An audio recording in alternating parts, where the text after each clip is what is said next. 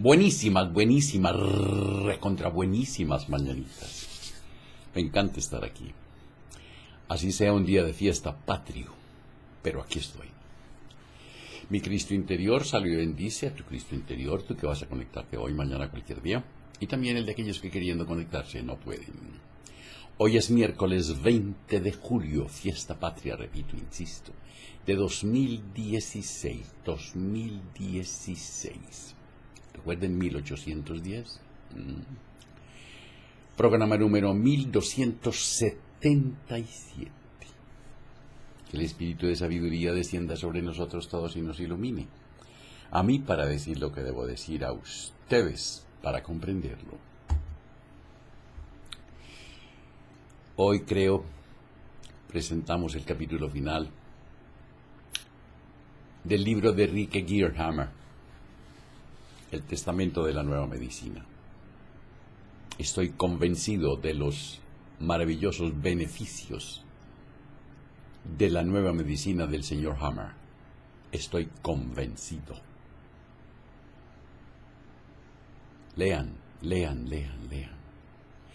Enrique Corbera y Rike Hammer han cambiado y están cambiando la medicina. El oficial y el cadete, estos son una serie de ejemplos de anécdotas del señor Hammer. Dice así: el paciente protagonista del siguiente caso tenía una denominada epilepsia, es decir, sufría ataques convulsivos epilépticos. Lo más sorprendente era el hecho de que estos ataques se manifestaban casi regularmente cada 4 semanas y justo a partir del otoño de 1979. Nadie conseguía entender nada. Por lo demás, estaba sano, un tipo masculino, pequeño y robusto, y había sido oficial del ejército en el pasado. El paciente tenía un conflicto de territorio y uno de rencor en el territorio con epilepsia, es decir, tenía un conflicto de territorio que incluía la corteza cerebral motora. Cada mes tenía una recaída, cada mes una solución y tras esta conflictólisis cada vez el correspondiente ataque epiléptico. En 1979, el paciente había tenido un nuevo jefe, que era más joven que él y era solo un cadete, mientras que él había sido oficial en la guerra. Cuando el nuevo jefe llegó y los dos quisieron pasar por la puerta, el paciente dijo: pase, los jóvenes tienen preferencia. Esto fue una ofensa para el nuevo jefe y desde aquel momento se declaró la guerra entre el exoficial, hoy subalterno, y el excadete, ahora jefe. Todos los meses el jefe le encargaba al paciente un nuevo trabajo que tenía que elaborar por escrito. La tensión estaba en el aire. El paciente creía siempre, y no sin razón como al final resultó, que el jefe buscaba las ocasiones para echarlo por tierra.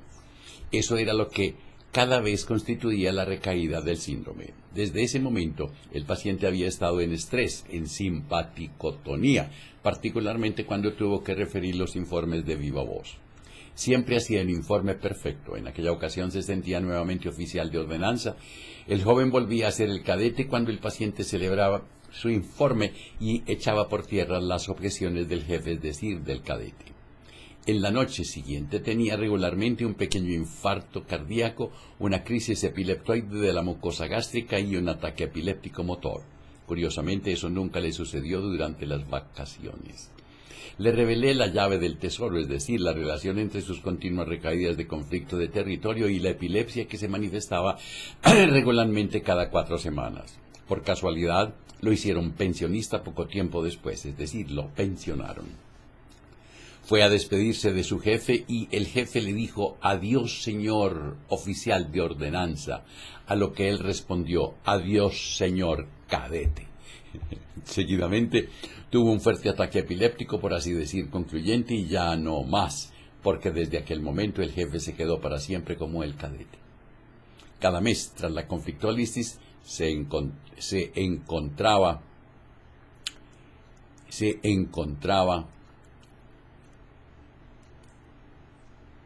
perdónenme, aquí hay algo que encontraba, ese foco de Hammer con edema. Por el contrario, durante la fase de conflicto activo, el edema desaparecía. Así se desarrollaron sustancialmente todas las epilepsias. ¿Cómo les parece? Otro ejemplo, epilepsia desde los 8 años. Esta mujer, que ya hoy tiene 26 años, sufre de ataques epilépticos desde los 8 tras una terrible experiencia de miedo. Desde entonces, en caso de experiencias parecidas, cae siempre en pánico e incluso lo sueña. Cuando todo vuelve a la normalidad, sobreviene la crisis epiléptica. El padre había muerto un año antes de leucemia y entonces la joven mujer quería suicidarse, dado que la experiencia precedente de miedo también tenía que ver con el padre, que siempre había sido su gran modelo. Ahora sus miedos y sus sueños eran peores que antes. En el TAC vemos un foco de Hammer en la corteza frontal a la derecha. Tiene un visible edema, pero por el resto se ve que ya está cicatrizado. De esto se puede deducir que desde los 8 años, cuando tuvo por primera vez un ataque epiléptico, se ha tratado siempre del mismo foco. En este caso, todos los focos de Hammer dentro de la gran configuración de cercos impuestos concéntricamente que muestran actividad conflictiva. Sin embargo, ninguno puede resolverse separadamente en virtud de una situación o una evolución conflictiva especial y específica. En el presente caso tenemos un conflicto de miedo-asco, que avanza hacia la izquierda, hipoglucemia, conflictos motores de las dos piernas, conflicto de oponer resistencia, conflicto de desvaloración de sí mismo en la relación padre-niño, así como un conflicto sensorial padre-niño. Cuando mejor van siendo nuestros aparatos, mejor podemos reconocer y distinguir las cosas particulares. Como hemos dicho, en el lado cerebral derecho están todos los focos de Hammer en actividad conflictiva, según mi opinión, desde los 18 años. La muchacha entonces entró en la práctica en una constelación esquizofrénica con un solo conflicto que, sin embargo, tenía distintos aspectos. Hay que suponer que la paciente no permaneció durante mucho tiempo en esta constelación esquizofrénica, pero que tuviese recaídas conflictivas. Una cosa análoga sucedería y sucede, por ejemplo, a un hombre si su mujer amada se va del territorio y del brazo derecho de su socio. El foco de Hammer por el conflicto de territorio a la derecha, en el cerebro conflicto motor y sensorial para el lado derecho del cuerpo, lado del socio, a la izquierda en el cerebro. El hombre diestro entra instantáneamente en constelación esquizofrénica, es decir, enloquece. Sin embargo, no sucede siempre necesariamente que se sienta de este modo doble. Otro caso. Aventura amorosa en turco. Este y el caso siguiente se podrían titular Aventura de amor en turco. Este ejemplo, con el típico foco de conflicto de miedo en la nuca, pertenece a una mujer turca zurda que tenía una relación íntima con el primo de su marido. Ella sabía muy bien lo que le sucedería si la descubrían, por lo tanto siempre iba a la cita llena de miedo, volviendo continuamente la cabeza para controlar que nadie la siguiera. Tras el encuentro, o como muy tarde el día después, tenía un ataque epiléptico. Solamente una persona conocía la relación y ocasionalmente tenía que jugar el papel de centinela de amor. Era la hija de 16 años del amante. Cada vez que el padre se ausentaba, la muchacha se quedaba en la cama temblando y escuchando, y solo se calmaba cuando el padre volvía a casa. Siempre en esa misma noche tenía un ataque epiléptico o tenía desmayos al día siguiente. Tanto la turca como la hija de su amante tenían problemas de vista en el ojo izquierdo, cuerpo vítreo. Las dos mujeres tenían, sin embargo, el foco de Hammer del conflicto del miedo en la nuca en el mismo sitio. La joven turca diestra tenía miedo en la nuca de su padre no socio, a causa del marido de la amante. Interesante. El caso siguiente proviene de un trabajador extranjero que está casado y vive hace 18 años en Alemania. Hace 15 años se enamoró de una chica de 16 de su ciudad natal, que por aquel entonces también vivía en Alemania, en la misma ciudad. La muchacha quedó embarazada. ¡A tonto! Un día la vecina se acercó al paciente y le informó que la muchacha había muerto durante el parto en Italia. El paciente sufrió un síndrome. Cayó literalmente sobre el suelo y le temblaba todo el cuerpo. Seguidamente se lo contó a su mujer. Para él fue como si le atravesaran con puñales. 15 años más tarde, le escribió una mujer de su patria diciendo que quería hablar con él. De nuevo le afectó una recaída de síndrome, porque obviamente pensó que solo podía querer hablar de lo que había pasado entonces, suponiendo que la muchacha se había confiado a esta mujer. Nuevamente sufrió temblores tras leer la carta. Después, cuando se encontró con esa mujer, vio que su vista no tenía nada que ver con aquella historia. El día después tuvo su primer ataque epiléptico, que desde aquel momento se repite a menudo porque sueña todavía que alguien quiere ponerse en contacto con él por aquel asunto del pasado. En el cerebro la situación parece así. El paciente tiene un nuevo foco de Hammer de miedo a la izquierda parieto-occipital, que produce un edema perifocal alargado y, como podría verse, llega al punto más alto de la corteza cerebral. En el caso de este joven hombre diestro se puede reconstruir una verdadera y propia historia conflictiva de su vida.